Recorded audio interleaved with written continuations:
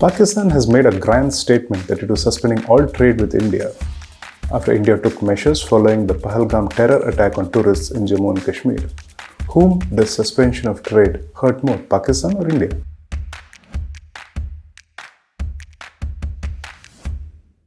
Hello and welcome back to Business Matters at the Hindu with me, K. Bharat Kumar.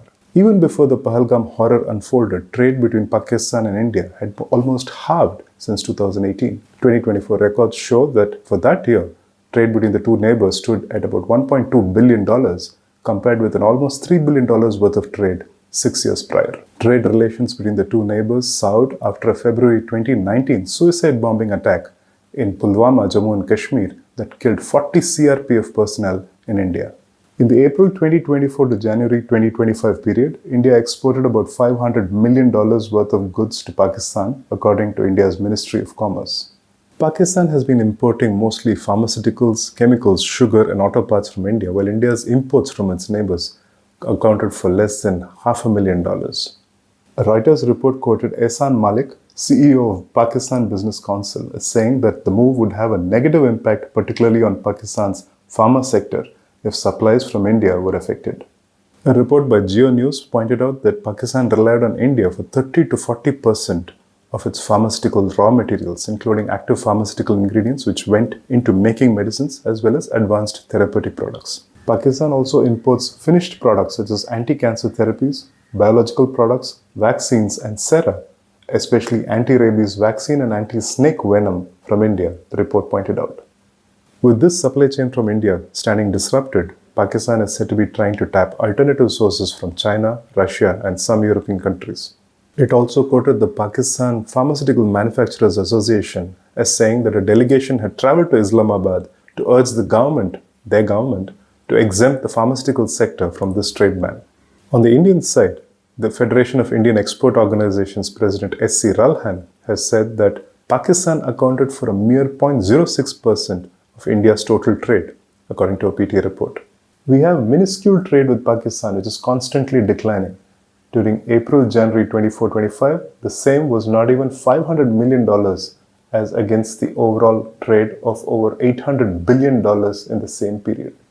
The trade will now come to a complete standstill, affecting supply of some key products to Pakistan, hitting their economy further. In the same period, exports of organic chemicals and pharmaceutical products accounted for 60% of India's outbound shipments to Pakistan. But trade bans do not mean that trading comes to a standstill.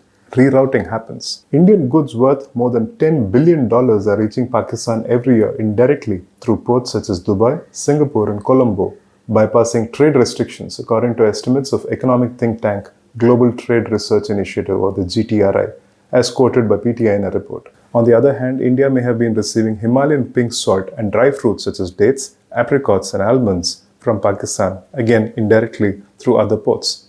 Rerouting through third countries is not an uncommon practice, especially if there are trade bans or if it becomes too costly to export to the final destination.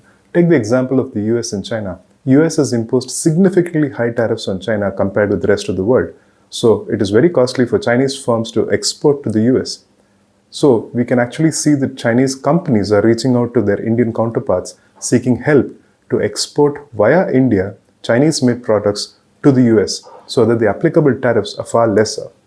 Explaining how the system works, GTRI founder Ajay Srivastav says that Indian firms typically send goods to these third countries, such as the UAE or Singapore, and independent companies there offload the consignment and store the products in a bonded warehouse where goods can be stored without paying duties because they are in transit.